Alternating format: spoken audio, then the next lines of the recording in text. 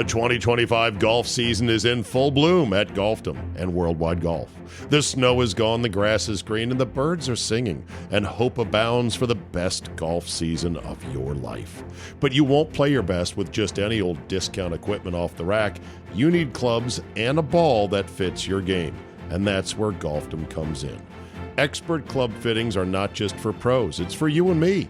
And I've personally seen the fitting ninjas at Golfdom extract distance and accuracy from everyday players just by putting them in the right shafts and lofts. When it comes to apparel, Golfdom is a fashionista's nirvana. Every major brand, all styles, and golf wear for every season and every condition.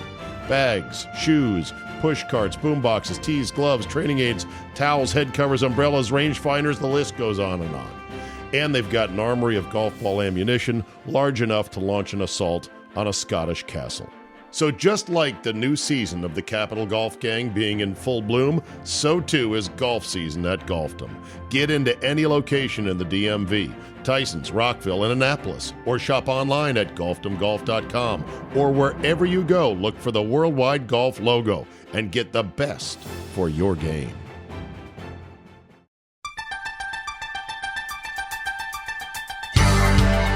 In the shadow of the most powerful city in the world, the Capital Golf Gang is on the air with instructor John Ronis from the Ronis Academy at River Creek, Executive Director of the Middle Atlantic PGA, John Gould, and now your host in Washington, D.C., Steve Zabin.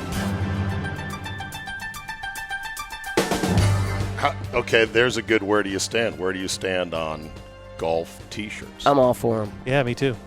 They're I wouldn't wear them to play golf, but I would wear them around my house. They're kind of sneaky underrated, don't you think? Yeah. A golf T-shirt for after golf, the après golf, when you're hanging around when you've on taken a a golf shower trip with the fellas. Yeah, good. And you know, the way I look at it, you're at Old Head, and everything in there is 300 pounds, and you can get a T-shirt for 20 pounds. Well, that's true also. You know, so that's my memento. If that's the only thing I would think about. I'm not going to buy a rain jacket from Old Head. Right, but I bet you the Old Head T-shirts are probably 90 pounds. Yeah, maybe.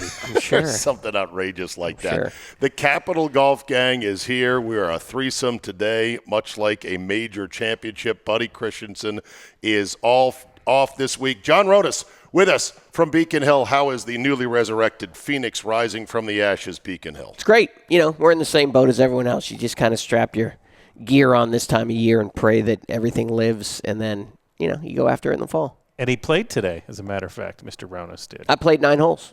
Well, big news, John Gould. John Gould, the executive director of the Middle Atlantic PGA. Beacon Hill has received its first, or is it the final official course rating from the USGA or the VSGA? Yep. The VSGA has given us a course rating. It will change because we have a hole to build. Okay. There's a temporary hole right now. So they rated it with the temp hole. Yeah. And we also, because, you know, we have to abide by county rules, we really can't touch any soil right now. So we are in the process of we will be in the process of building more tees on certain holes. Okay. So then they'll come back and they'll re-rate it. There's also some stumps that you are dying to get rid of. Thousands. Yes, some meaning thousands. Yeah. In the grickle grass and or gunch areas. Yep. Gould, are those actual terms acknowledged by the USGA? No, you're not going to find that in the rules book anywhere. Grickle grass and gunch. Two of my favorite terms, by the way. Yep. While I'm looking at you, take that little cord off your microphone head there. There I got it. You got it. There you go. Perfect. Yep, sorry. Good. That would have triggered me all show long. Yeah. So you've got those in play now, and that affects, I think, scoreability. If you hit it sideways into the gunch or the grickle grass, if there's a stump in your way, that's a problem. If it's just grickle grass, you could probably get it out. Yeah, it's more that all those grasses will turn into general rough areas because you can mow it. Yeah, it won't be jungle. It'll be mowable rough. Yeah, so I mean, and we're it's far talking more playable. Okay, so acres and acres of that. All right, so let's guess what the slope and the course rating is for Beacon Hill. Okay, let's go back tees men. Okay, I know that you already gave us a number. Yeah, that was the front 9. Okay. Yeah, that was a front 9. All right, 18 holes. How many yards is it from I'm only going to guess one rating. The men's back tees. You want the back? Men's back tees. Men's back. All right. Full boat. Give me the full boat. Hardest. I think it's 7. I think it's just 7,000 yards. Really? Yeah. Par? 71. Okay, 7,000 par 71. It's more golfing course than I need, Gould. Yep, me too. You know what? 66.52 is the official on this. Because, remember, we have a hole that will be built. It'll be 300 more yards. Okay. So it'll end up being just around 7,000 yards. But for the course rating, current rating at 66, par 52, 71. Par 71. Yep. For Beacon Hill is, I'm going to guess, 72.2 and a slope of 144. Ooh, that was my number for slope. All right, I'm going to go a little bit higher for slope, so I'm going to say 147.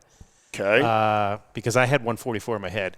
Course rating, par 71. I'm going to say 71.9. Okay. Official numbers, 72.8. You win that one. 145. Oh! You win that one, too. Yep. Look at the kid here. Yep. Now, can I be the first one to say those numbers are pure bullshit because it's way harder than that. no, it's not. The course is way harder than that, and that's 150 okay. slope is very, very rare, so Yeah. that is pretty close to the Well, there was a course that broke the slope rating out in Hawaii called Ko'olau. Really? Yeah. And I why? played Like it. what?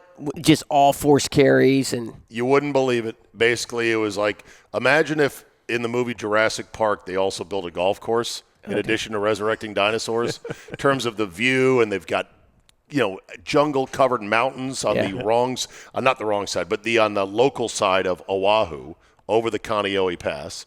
And it was crazy. It was super hard. There's actually a feature, I forget who did it. I think it was Eric Anders Lang who interviewed the golf pro who was there and trying to keep this thing alive and cutting the grass himself. Oh, yeah. Oh, it's crazy, yeah. I can empathize. Yeah.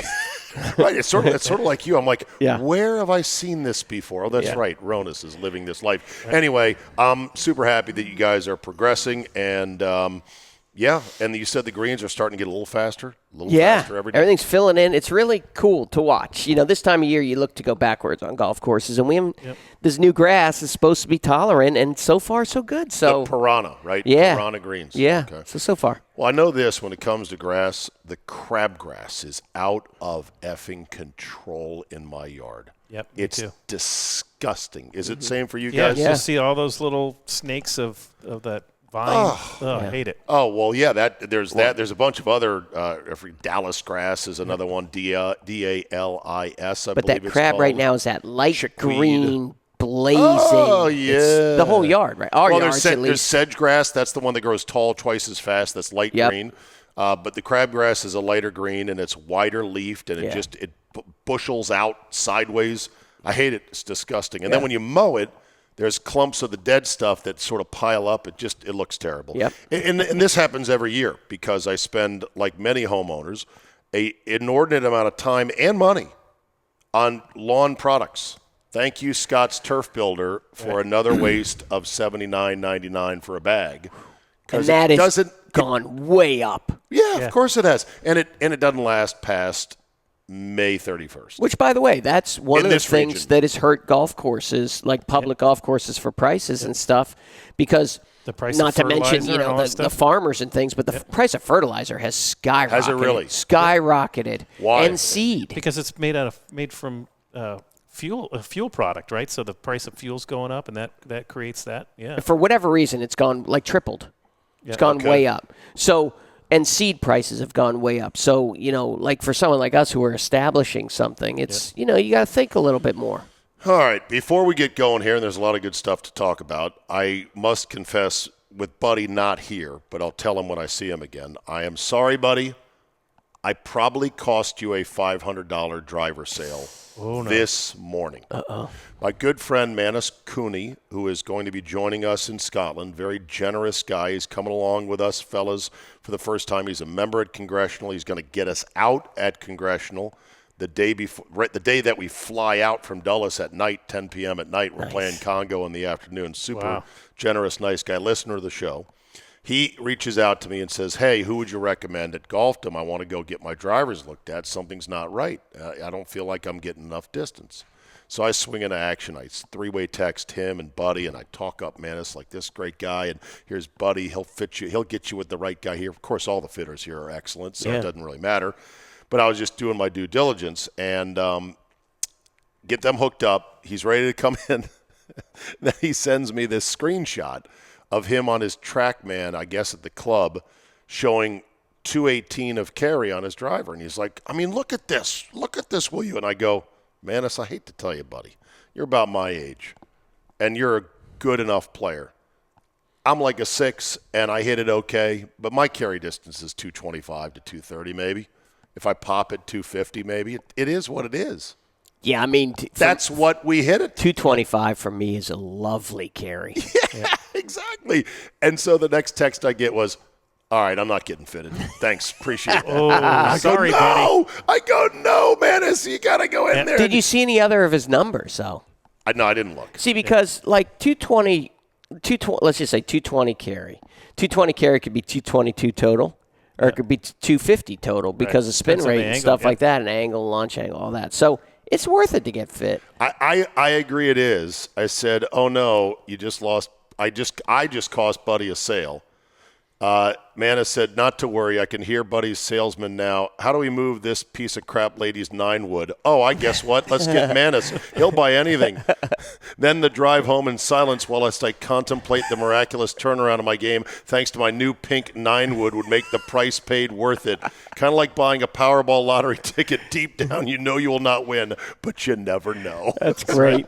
That's He'll great. come He in might at need a some 9-wood for Scotland, too. So Yeah, although do you want it in the air? No, you don't want a 9-wood in Scotland. All right, so we are over it. Like the whole golf epicenter, the vibe has shifted to Scotland 1 week before the Open. The Scottish Open is taking place this week. There are most of the top names over there already. The PGA Tour this week is where?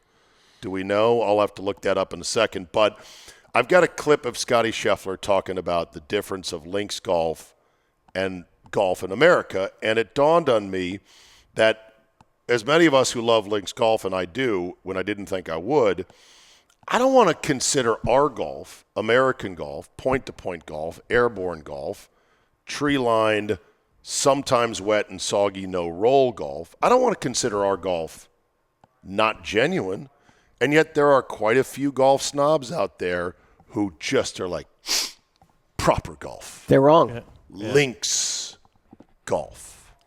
They're You totally say wrong. they're wrong. Tell me why. It brings randomness into it. That's my problem with it. Look, it's jealousy. We have the greatest golf courses in the world here in the United States because of our ability to be lavish in our conditioning. Our ability to agronomy. Yeah, our ability to irrigate and to do things like that. So And our climate. Totally. I mean, you have the whole country of a million different climates here in the United States. And the fact is, that, the European countries, and Europe has great courses too, but not as many of them as the United States. And your climate is relatively similar in Europe. And as you go back and forth to the different countries, each country has its, it's like a state of ours, a big state of ours. So they have a general climate there. But the fact is that we can develop so many different kinds of golf courses because of the climate and the technology that we've put into it and the money that we've put into it. So I think it's a little bit more. I'm not saying there's not great courses in Europe. There are great courses, but we just have more and we're better at everything here in the United States. It's just simple as that. Cool. Yeah, I can't put it much better than that. I mean, yeah, it's conditioning. I love playing in Europe. I'm going in 9 days to Where play are you in England? going? Going to Liverpool. Nice. And on a section trip. Rona should be on it, I but should. he's not. I don't know what I was thinking. The three Royals, Liverpool, Birkdale, and Lytham and St. Anne's, Formsby, and Hillsdale. I just want to go see Beatles Invite stuff. for all this. Well, you I should have to pay to go I on should this have one, invited right? you, and we should have gone together. I just want to see the Beatles I stuff. pay. I have monies. I know. So anyway, I love going over there, but I wouldn't want to play that all the time. I like playing it over here all the time. The nice conditioning, like you said, the airborne golf. I don't, for a week, I like trying to bump and run something from 50 yards and and play the angle and the break from of the fairway. Right. But I don't want to do that all the time. I would call it's the original form of golf. Right. It's old school golf. It's wonderful and unique in and of itself. But I would stop short of calling it true golf. Oh, absolutely. It's not true golf. It is not because it is more untrue random. golf either. It's the original style form, the original style. Yeah, There's been new styles developed. Yeah, you hit your ball right down the middle of the fairway, and it trickles out into a pot bunker. Aye, 'tis luck. Yeah. 'Tis the way golf is. Deal with it. I'm going to deal with it for a week, but if that was every day of my life, I'd be miserable.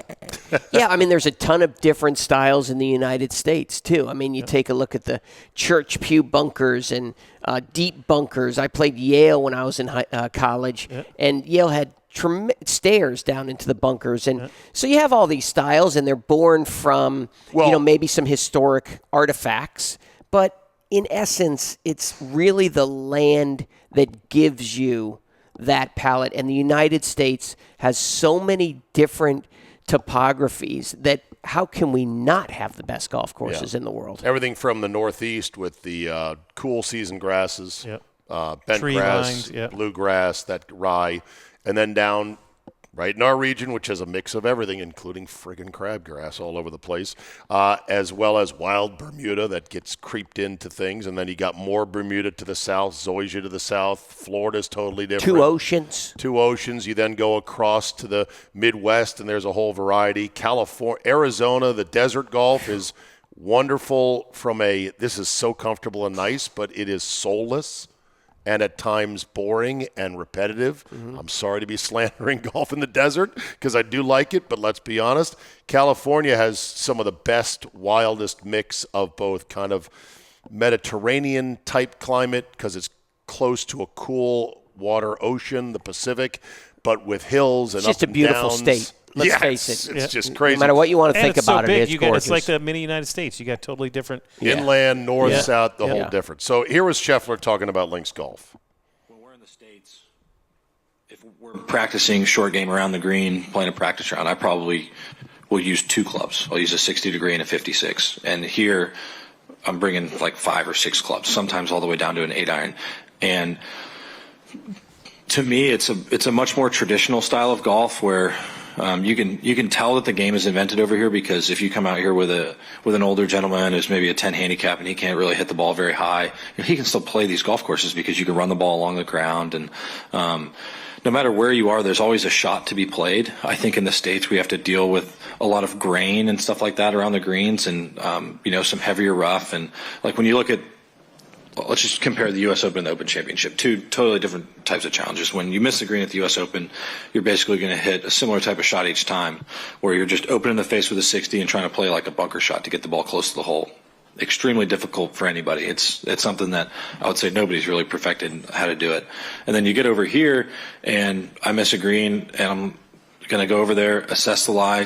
Sometimes I may get a really clean lie. Sometimes I may get a thick lie. And with the thick lie, I'm probably going to have to do more of my traditional open the face on the 60, play it like a bunker shot. I get a clean lie, and I may be using an 8-iron to pitch it up the slope, or maybe a 50 degree, depending on how much pitch there is in the slope. There's over here, I'd say there's just more options, and it's just a little bit of a different test than some of the tests we see at home.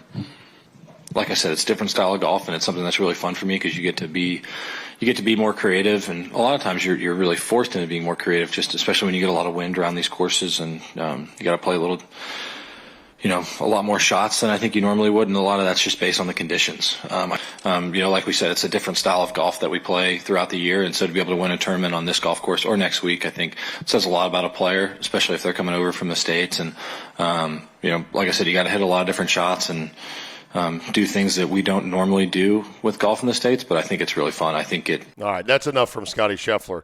It's going to be interesting as his career goes on to see how close he gets to winning an Open, how many chances he has at it. To my just off the top of my head recollection, he hasn't been really a factor so far in his career at the Open. Might be one of the reasons right there by those comments. Okay, do tell. I believe that he should go out there and just play his American game.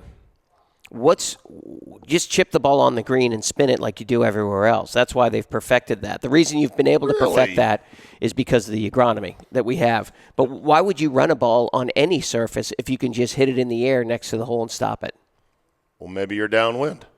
So you can still stop it. Okay, maybe the ground is so hard and so bare, you don't feel like you can reliably get a blade on it or under it. Okay. Are you practicing that, though?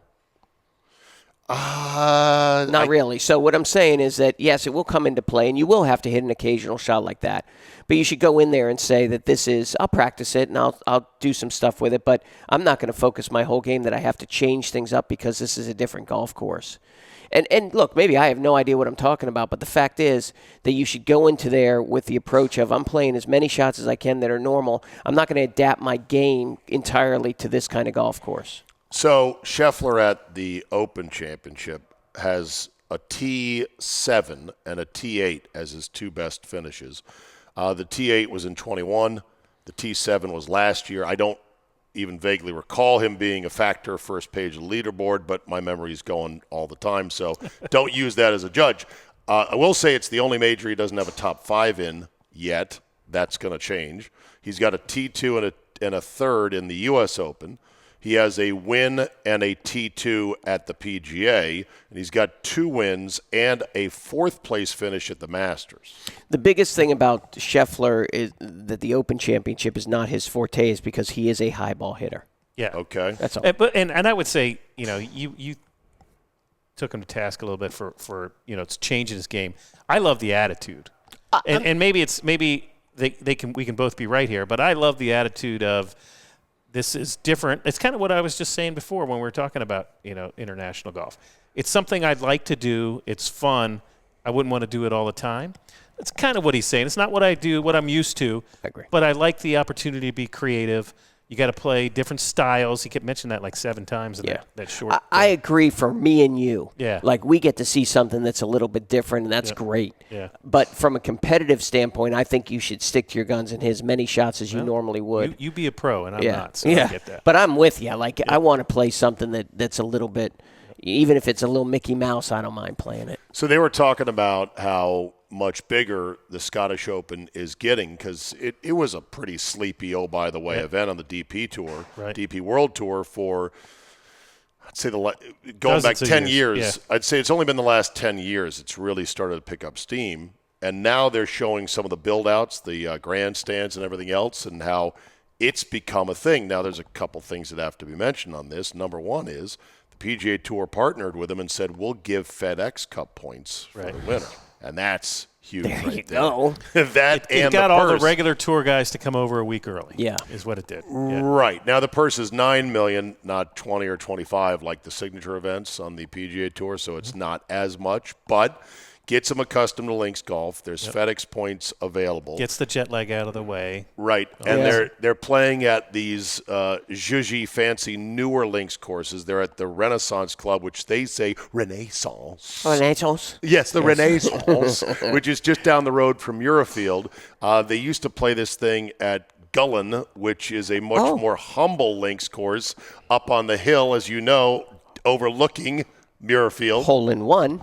Nice at Gullen. At Gullen. Gullen, exactly. But, Gullen didn't have all the frou-free infrastructure, the nicer locker rooms and everything else. Yeah. This place, Renaissance, is apparently and pricey. Yeah, I can't. But it's new. It's a new links. I don't even know if Gullen had anything. I think it had just most a of them shop. do not. Park bench. Because we went in to get like a flag or something after I made the hole in one. It's down on the bottom of the hill. I got nothing.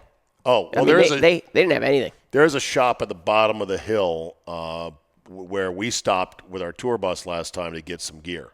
But it's independent. It's not part of the club. Okay, because they've got Gullen and they've even got some Muirfield stuff. Yeah. So yeah. Anyway, so I love it that it's getting bigger and a cooler thing. What it does to the PGA Tour this week, let me look up PGA Tour schedule. It's funny that none of us know exactly where they are. I saw the commercial for it, but I was like, wonder where they are. I mean, it's the limited field, or not limited field, opposite field they call it, so it's low points. It's got to be like Midwest, right? The ISCO Championship. Yeah, I know that. It's in Kentucky, Yeah. Is that what it is, yes, Kentucky? It's at Hurstbourne Country Club. I know the head pro very well, Danny Barron. Hurstbourne. I've never Is that the place that got this flooded last year or something like that? Well, I know Kentucky got flooded. I don't know if Hurstbourne got flooded. But ISCO. What is ISCO? yeah, it used to be the Barbasol. Yeah, but what this is you're the right. old Barbasol. What is ISCO? Which used to be in Mississippi. I'll have to look it up. Yeah. But Hurstbourne, and you said this is now played where? In Hurstbourne in Louisville, Kentucky. In Louisville. Okay, so Yep. it's in Kentucky. Yep. Yeah. Apparently. Very nice course. I played it maybe 3 times. Very nice course. So, but those guys are so good. But it's the opposite field, so it's reduced number of points, FedEx points and all that. And what's happening is I saw the KFT, the Korn Ferry Tour. They're getting close to their finals and who makes it or not. So there's some guys that had the ability to play in this that chose not to because they need to stay in the Korn Ferry to get enough points to make the playoffs. It's a tough decision for those guys. We deal with it on the PGA because Tour even of getting a top Americas, 5 or a top 10 in the ISCO, the actual PGA Tour, because the points are so low, it's not enough to just say, okay, now you're a PGA Tour member. Yep. So, Yeah, these are tournaments that sit right in the crack between the Korn Ferry and the PGA Tour. Right. It is a PGA Tour event, but I know, the field makes it. Yes. Yeah. Well, in terms of field strength, money, and FedEx Cup points, it's the French fry in the seat wedge of your car. Right, and It's so in between there. what John is talking about is they could have the ability, some of these Korn Ferry guys, to play in a PGA Tour event. Big deal for them, right? They get to play in a PGA Tour event. But when they're doing a point system for the Korn Ferry, if they miss an event of the Korn Ferry and earn no points, then it might cost them making the playoffs. It could cost them making the which playoffs, gets them the top which gets them the 20 card. that gets them the card. Yeah. So they choose not to play in a PGA Tour event so they can play in the Korn So Ferry you would to think, keep earning points. thinking in baseball terms, you got AAA guys who would love to get called up and played in the majors. Sure. But they want to stay in AAA to permanently make the majors as opposed to just go up Just for a a week. temporary kind of a And cup Michael of coffee. Brennan deals with that on the PGA Tour of Americas of playing from there to Korn Ferry. Yep. But he can't most of the time because he would lose his points that he's earning. Top 10 go to the Korn Ferry Tour. Speaking of Michael Brennan, who is one of our friends, local boy from good old Leesburg, Virginia, and we've had him on the show before, played at Wake Forest under the Arnold Palmer Scholarship. I was at Wake Forest last Friday, Saturday for a wedding. Got to see the campus, beautiful. Wedding was beautiful at this place called Grayland Manor nearby. It's fantastic. But went by because I was hoping to get a Wake Forest golf shirt, hat, dongle, doodad, whatever. Yep. The bookshop was closed, and the house, the Haddock House, where the golfers train and do all this other stuff, did not have any merchandise. It was not that for July the public. 4th weekend? Yeah. So I was there and I got a picture with the Arnie statue in front of the Haddock House, and I got to see their practice facility, which looks amazing. I'm sure. And I thought of our guy, Michael Brennan, and I was telling my wife about it. I was like, yeah, this kid from Leesburg, he really good player. He was an All-American. He got the Arnie scholarship here, which is very prestigious, hard to get. And she's like, so is he pro now? And I go, yeah. But he's grinding. Yeah. The 2025 golf season is in full bloom at Golfdom and Worldwide Golf. The snow is gone, the grass is green, and the birds are singing, and hope abounds for the best golf season of your life.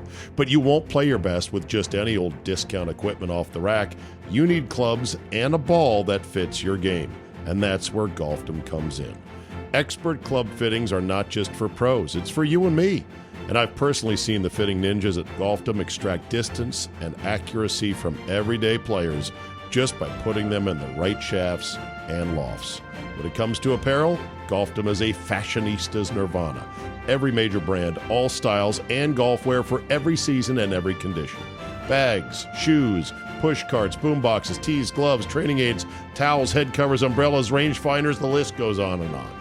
And they've got an armory of golf ball ammunition large enough to launch an assault on a Scottish castle. So just like the new season of the Capital Golf Gang being in full bloom, so too is golf season at Golfdom. Get into any location in the DMV, Tysons, Rockville, and Annapolis, or shop online at golfdomgolf.com, or wherever you go, look for the Worldwide Golf logo and get the best for your game. But he's 5th right now On the PGA Tour of America's Fortinet Cup. That's big. what gets promoted Top 10. Top 10 to, to the Corn Ferry. and then he's got to get up to the Yeah, PGA then Corn Ferry, it's like top 25. I think at the course. It's sick. So- It's sick how many great golfers are out there. Yep. But once you're on that Corn Ferry, and then you can, get in a couple exemptions into some PGA Tour, and then you never know what's going to happen. You come in the top 10, and all of a sudden, boom, boom, boom, and you're on tour. So here's what's crazy. So speaking of Corn Ferry, and I know I'm sidetracked. I'll get back on the track in a second. The Corn Ferry Tour, this kid, Blades Brown, remember? Yep. Blades Brown was one T35 away from getting temporary Corn Ferry status, but he was out of exemptions to get into Corn Ferry events. He's 17 years old. Yeah. Okay. His mom was was in the WNBA. She's an athlete. Her original maiden name was Blades, so she gave her son the first name of Blades. She's married a Brown. Anyway. So Blades Brown, as a 17-year-old, was playing well enough that he was just one T35 from getting status. So he said, what the heck, as a side quest, I got nothing to do on Monday. Let me go Monday Q for the KFT, and made it with a 66. So he's now in this KFT event. If he does T35, he's got status, I guess, for the rest of the season. Yeah. At 17. That's amazing. Of course. And this Now, kid, but what happens to college? I don't. Back burner, baby. Oh, you already said that he's not playing college, right? Did it he was already either say him that? or somebody else who said they're not playing college. Miles Russell, the kid that we met down in Jacksonville, he's also 17 now, and he's probably going to go straight to tour. And there's other guys whose names I'm leaving out right now. And so my point is, our guy, Michael Brennan, has to deal with these even younger punks who are sick, good players. Oh yeah, it's every generation that comes in, but there is, fortunately for some of this, there is a bit of a learning curve. But there is some ignorance is bliss too. Well, yeah, on an individual event basis, but there's a learning curve to living on tour, socially, existing on tour. Yeah, it's hard. The knowing the golf courses, so you come back the second year, you could play them better. All that stuff that takes some time. So here's a silly game I like to play from time to time, which is look at who's in this low-level tour event and see if you recognize any names. They're up on the screen here. I don't know if you can see them, but I'm finding a few. Jay Overton's got to be Jeff Overton, a.k.a. Boom Baby from the Ryder Cup. I don't notice anyone else. I mean, it's crazy. Like you'll see a Dickie Pride, and you'll see. Well, hold on. Here we go. You ready? Kay Kisner. Yeah. Sean O'Hare. Oh dear. Yeah, he's it's been a while. Been a minute.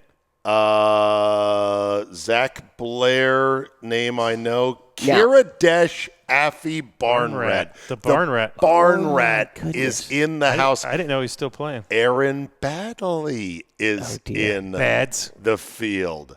Nick Watney, who used to be a thing for a How about like Duffner? Key guys second. like that. Well, let's see. Are they still hanging on tour? J.B. Holmes, Ryder Cup hero. See, they're living on career That's points. One of Terry's guys. They're living on career points getting into these events. Let's see. Who else do we have here that I can see? Now, will it also have who's the guy? He was doing well last week. He's from. Oh shoot, I can't remember. He had a tragedy with his son or daughter who passed away. Appleby? No, not Grillo. But by the way, Miles Russell in the field. In the field at the PGA Tour event. Oh, good. So there you go. See how he does there. Anyone else that we can recognize as I scroll on up here? Look, I don't. Is that Sam Ryder? Bill Haas. Bill Haas, who won the FedEx Cup, right? is in this event. 10-year exemption. Exactly. Scott Piercy, Ches Reevy, Emmanuel Grillo. Oh, Grillo is in there. Yeah, so he was in the playoff from last Spider-Man. Who's that guy? That would be Camilo Villegas. Yeah, is he in there? Villegas. He's having a good year. No, he's I wish this actually was kind of This is, resurrecting it. Yeah. Time order, so hard to so tell. those are the only names that I really know. But again, I don't mean to disrespect any of them. They're the best. No, but that's how hard it is. You're right, Zach. That's how hard it is. Yeah. And these guys that were once a thing are still like, you know what? I want to keep competing. And they pay money at this tournament, so let's go. Yeah, and a win still gives you a 2-year exemption. Yeah. Yeah. All right. Let's pivot to something that has blown my mind. Have you guys seen the golf course fight of the century that has gone I've viral. seen it twice. That has gone viral now in the last 12 hours, basically. Ronas? Yeah. Okay. So I've seen my fair share, thank you, Internet, to golf course fights between overcharged, over-aggressive, you're not that tough, dude, middle-aged men in their silly golf shirts that should not be fighting at all. I've seen a lot of those. I've never seen anything quite like this. This is the drunkest guy I've ever seen in my life going at it with somebody who he probably should have never tried to take on. Yep. And I'm sure he was too drunk to even know what he was doing. It was a drunk dude. I think this was in Canada because of the accents. Correct. I picked that up too. Who decided he was going to start a fight with former NHL enforcer Nick Tarnasky. Just that name. Yeah, exactly. Tarnasky. Now, to your point, obviously he had no idea who this guy was. Yeah, but the guy's huge. He is huge. He is huge. And if you remember watching the fight, so the huge dude, the enforcer, for those who didn't see it, was like, you've been here 25 minutes on the tee because he can't get his tee in the ground because he's so drunk. Exactly. And the enforcer's like, let's go. And the player, all of a sudden does his own pump it up. Let's go. Yeah, Woo! you want to fight? You want to fight? And he starts it, and the enforcer finishes it. Okay, so here it is. Thankfully, we're a podcast. We're allowed fleeting expletives, of which there are quite a few fleeters in here that fleet their way through the discourse, but here you go. Drive the fuck up there or you're going to get booted the fuck out of here. Yeah, no, we're fine. Enough. You're not a tough guy. Hurry up. I'll fucking promise you that. Hurry up. He's pretty tough. Not that fucking tough. No, he's not. Not that fucking He's not. tough. He's not tough. No, he's pretty tough. He's not tough. Fucking tough. You're not tough. Hey, You're not tough. Let's get going. This guy has like a Tommy Bahama shirt, sunglasses. You know. I don't know if you noticed, he takes his golf glove off for the fight. Like he's dropping the gloves in hockey. And he's playing against a hockey player. He has no idea. Well, gentleman's game, you know. You can't punch a guy with fine cabretta leather That's right. on one of your fists. That's supple Or you leather. can play behind us all and you can take all the fucking time you want. This is golf. fucking You're not embarrassing. tough. This is golf. This is not Yeah. golf. Oh, it is America. Okay, well, they're Canadians for sure. Stand there 15 fucking minutes. You That's can't not even. golf. You guys can't even stand and tee your ball up. By the way, the tragedy that is vertical video. If anything deserved horizontal video to catch incidental action, it should have been this, and some dum-dum filmed it vertically. Yeah. He's not teeing it up. He's standing Do there. we need to Fucking get the moron. police out here? No, we don't need. I mean, that's Okay, definitely then let's Canadian get right going. there. That's so Canadian right there. Let's go. Pick your shit up and get going. This is not fun. There he is. Throw him in this fucking lake is what's going to happen. Oh, Look at okay, that. Yeah. I will throw him in this lake. Now, the lake is over the cart path a good 20 feet to the weeds. The weeds are another 10 feet bordering the lake. That's a bold claim, but let's see what Yeah, happens. foreshadowing. Oh, fuck you both. How about just going ahead of them? That's what they wanted. No, but how about just playing through? Like, just, Because you Just want skip to ahead. play the whole course. I guess. And but I it's guess not you- worth killing someone. Well, okay. Fucking 23 minutes. Try about it. Fucking try about it. There we go. Fucking try about it. See, he's Canadian too. Fucking pussy. I'm a pussy. Like, fucking try about it. This guy just lost Aboot it. it. You're going to get fucking shit to. I don't give a fuck. Like that. I know, yeah. Good. Let's All right, glasses. Sunglasses are off. There we go. Buddy. Here we go. Here's the glove.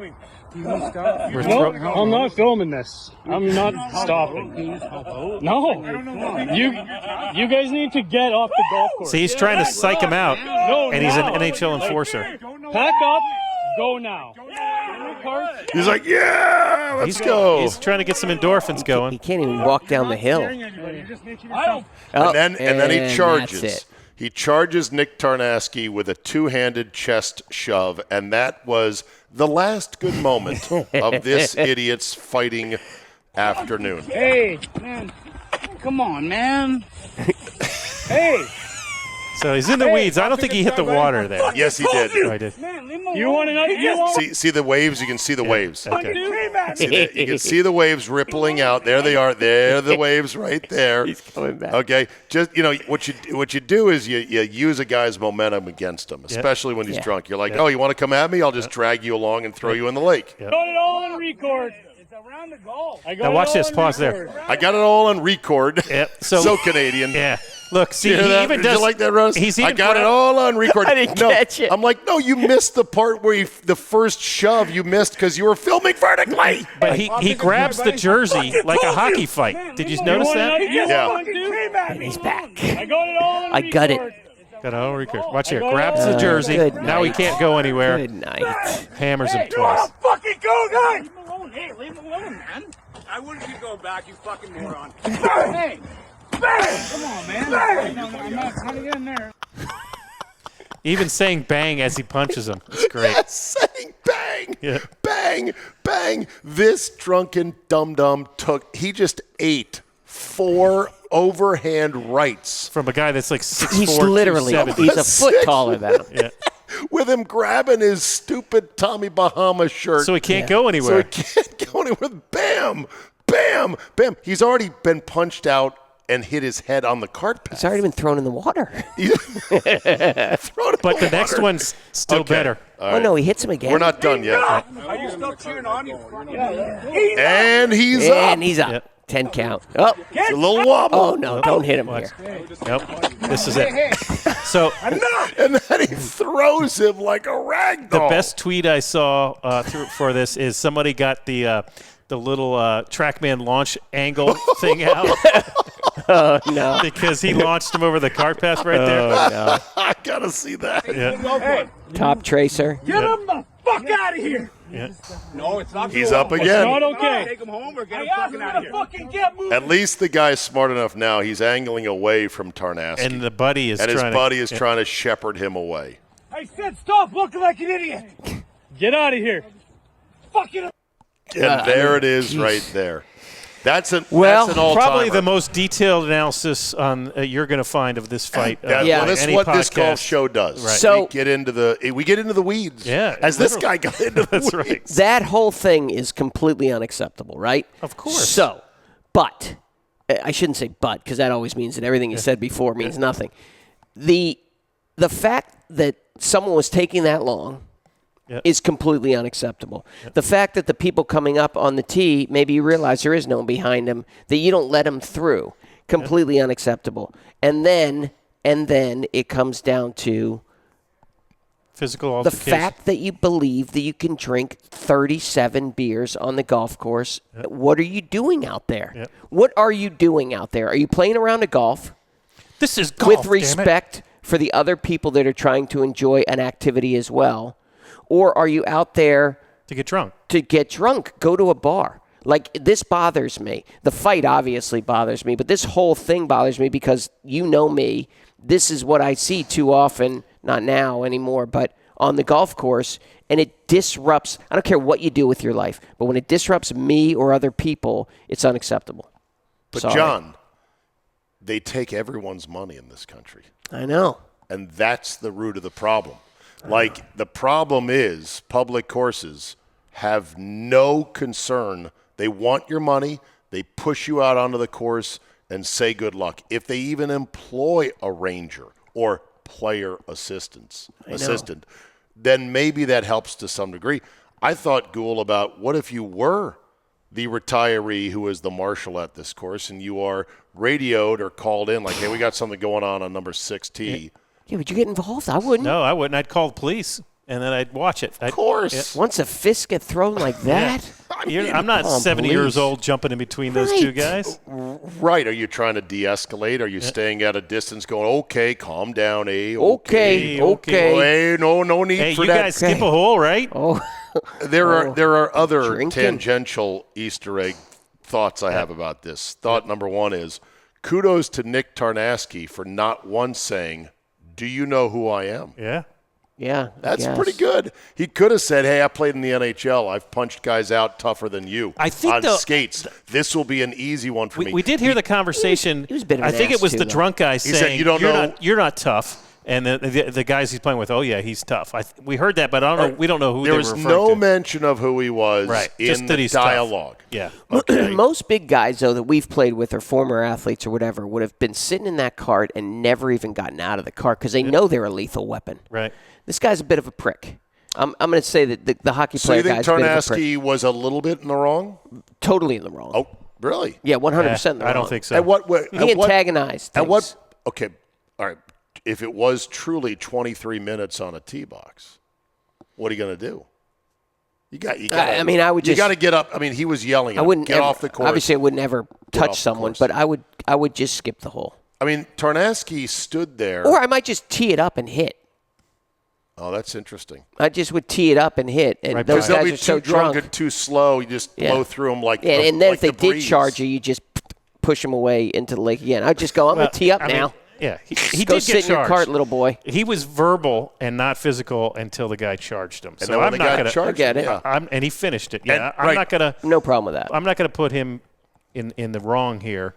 But to your whole point, this is another thing he sent us, Abe, is about just how many people treat golf as a drinking exercise instead of a golfing exercise.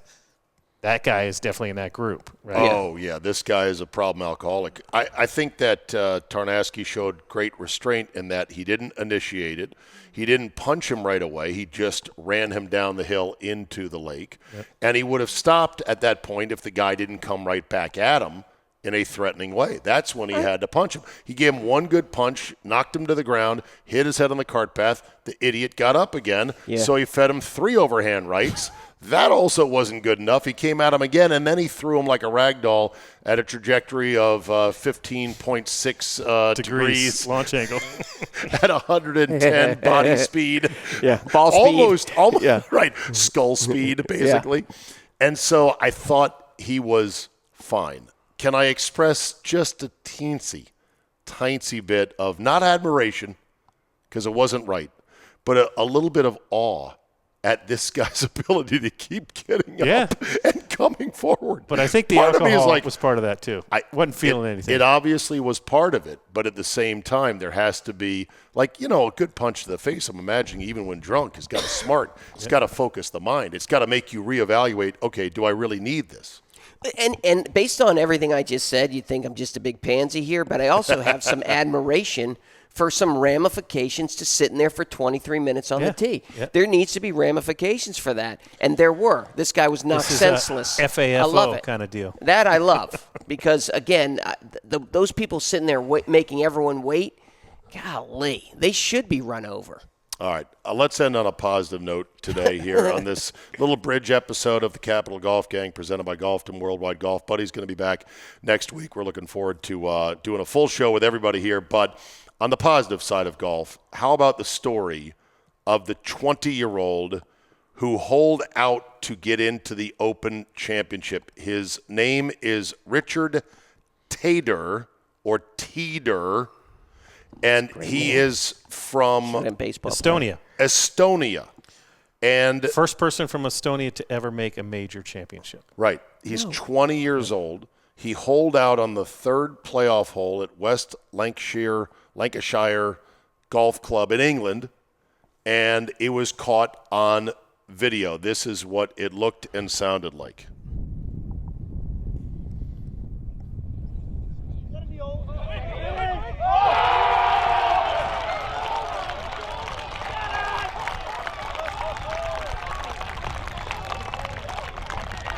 Caddy picks him up. There's probably 200 people ringing the players in this qualifier. This is a playoff, yeah. In the playoff, yeah, it was a 3-person playoff.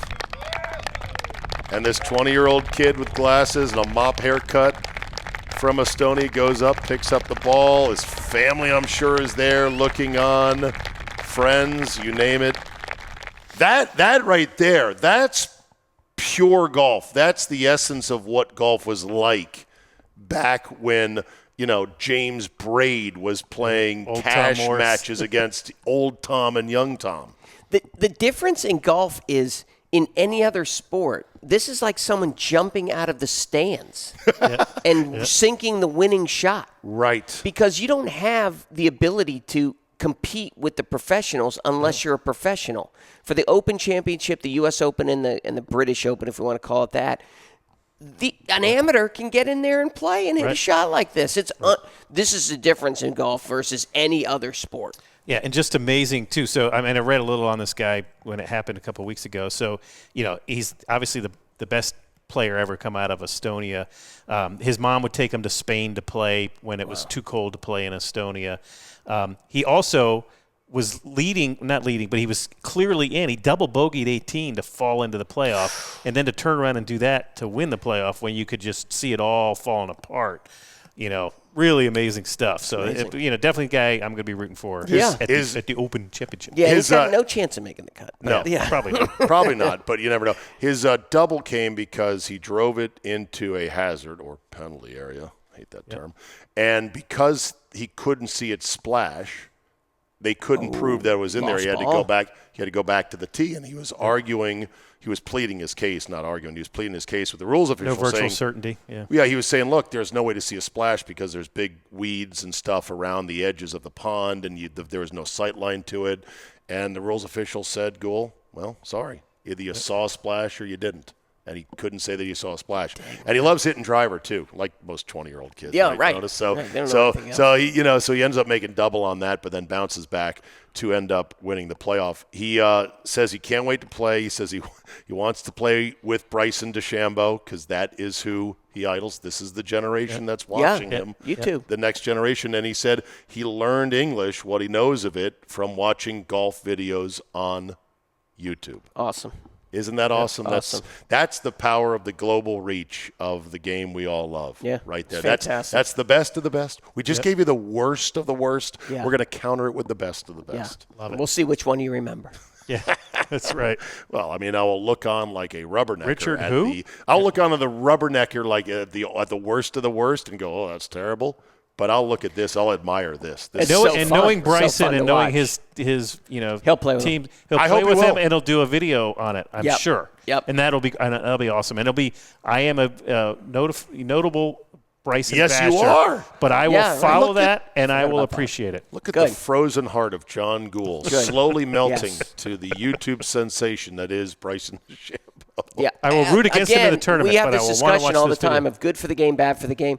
Anything that helped this person be a part of the game, and then obviously get to this level of play. So it's all good. It's all good. There's negative and there's positive to everything, but it's all good. Even the fight. All right, let's. You solved the pace of play problem. Yeah, exactly. I'd hire Nick Tarnasky to be my marshal. Yeah, right. On the strength of this video alone, the legendary. You're going to have to pick up the pace, sir. Oh, tough guy. We're going to have to pick up the pace.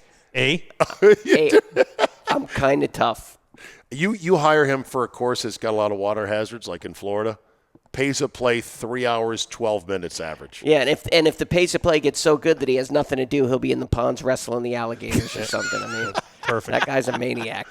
All right, let's get updated on what's happening. Starting with you, Ronas. You're just out there getting stood up with good old Beacon Hill. Yeah. Every day. Anything else of note for you? No, I mean, we hosted some ladies out there yesterday, including Mary Leahy's my Callaway rep. She's great, and they gave great feedback on the golf course. So, look, I'm trying to promote something that is, going to be hopefully part of something that we do, MAPGA events and VSGA events and all the other stuff. So all the feedback that we get from all of you guys is helpful. So all good. Love it. Gould, what's happening in the Mid-Atlantic? Yeah, just really busy season. Junior golf, drive, chip, and putt, professional events. Next week is State Open week, so we got the Maryland State Open Monday, Tuesday, Wednesday, the Virginia State Open Friday, Saturday, Sunday. Where are those being hosted, John? Maryland Open is at Country Club of Maryland. It's their 100th year. The Country Club of Maryland. Mike Healy's the PGA professional there. Where's Country Club of Maryland? It's right across the street from Elkridge. It's Northern Maryland. Northern Maryland. Halfway to Baltimore. No, it's in Baltimore. Oh, it is? I would call it in Right. Baltimore. It might be a different address, but it's in Baltimore, near University of Towson. And the State Open of Virginia is at Independence, where it has been for the head of the several VSGA. years. Great. Okay. Yep. Which is considered more prestigious? Dare I ask? Yeah, I don't think I can answer that. You got to stay neutral. Yeah, the I purse. can answer that. Purse is about the same. Is it really? I thought Virginia had a higher purse because they had better sponsorship connections for years.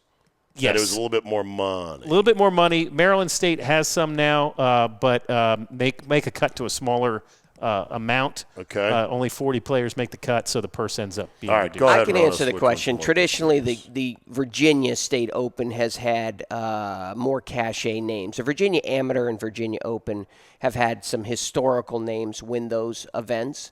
Maryland less. So Virginia simple as larger that. state by both land mass and population. Yeah. And golfers. Yeah. And golfers. Yeah. Okay, so there So, you go. but both obviously we great love our events. friends across the river Yep. in Maryland. Yep.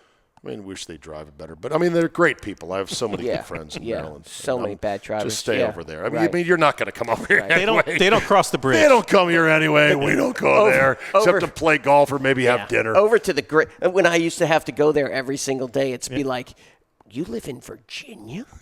Like it's another continent. I know. You know, I always say that for people who don't live in the DMV, it's the hardest thing to get, the whole Maryland-Virginia dynamic. It's unbelievable. It's unique. But if you live here, you're from here, you know it well. Yeah. All right, fellas, great show this week. Buddy, we miss you. We'll see you next week on the program. Thank you for downloading and making the Capital Golf Gang part of your weekly golf and podcast listening day. Have yourself a great week. Go out and play some golf, sunscreen, bug screen, all the screens, and no too much drinking, please. No too much drinking. Thanks for listening. We'll see you next week on the Capital Golf Gang. This has been the Capital Golf Gang. If you'd like the gang to visit your home course, send your inquiries to zabe@yahoo.com. That's CZABE@yahoo.com. And for free swag, we're all in extra large. So yeah, thanks for the shirts.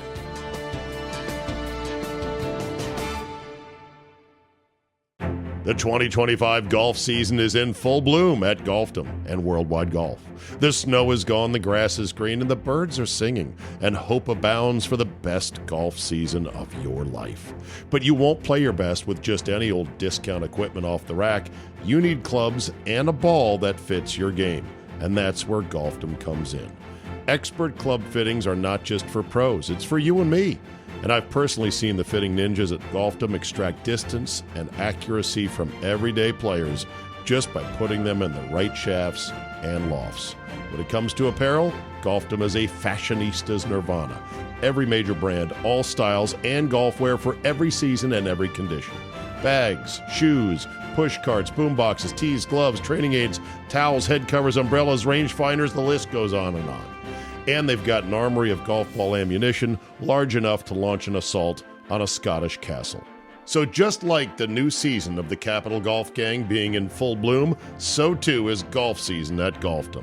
Get into any location in the DMV, Tysons, Rockville, and Annapolis, or shop online at golfdomgolf.com, or wherever you go, look for the Worldwide Golf logo and get the best for your game.